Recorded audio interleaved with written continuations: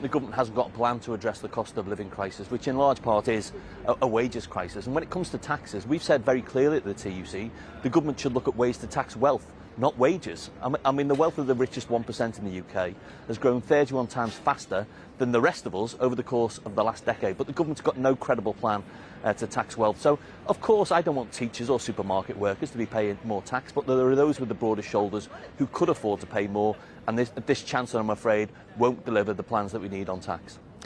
I would like to look at the upcoming election, because we have seen a change in tone from the Labour government as well. They've seemed to become a little bit more business friendly. We even saw Keir Starmer at Davos at the start of this year.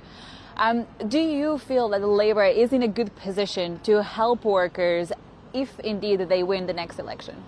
Absolutely. And, you know, a change of government and a Labour government can't come soon enough. Now, of course, any party of government or any party that wants to be in government needs to engage with business, but we've also been engaging very closely with Labour.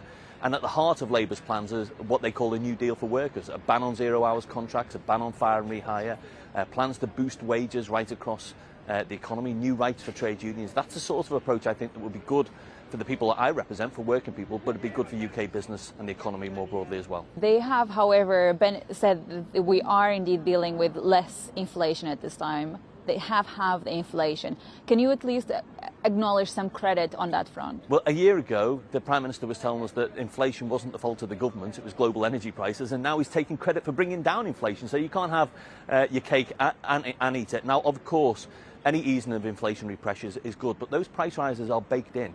And at a time when ordinary working people haven't seen their wages rise, the price of supermarket shop hasn't gone down, the price of filling up your car hasn't gone down, rents and mortgages certainly haven't gone down. So the Prime Minister, I'm afraid, is stretching credibility a little bit to be claiming any credit for driving down inflation and addressing the cost of living crisis.